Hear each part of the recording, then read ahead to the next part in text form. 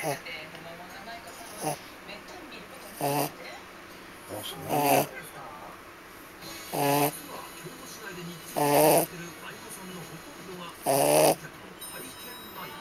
あ、そうなんだ。本物の舞妓さんは夜に仕事があるため基本的に夜以降しか出歩かない。さらに舞妓さんが花街以外に出ることはほとんどないため、観光地を歩いているのは間違いなく観光客の舞妓さんなのだ。わかりましたか？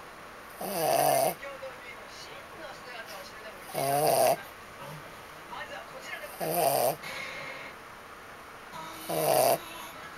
す。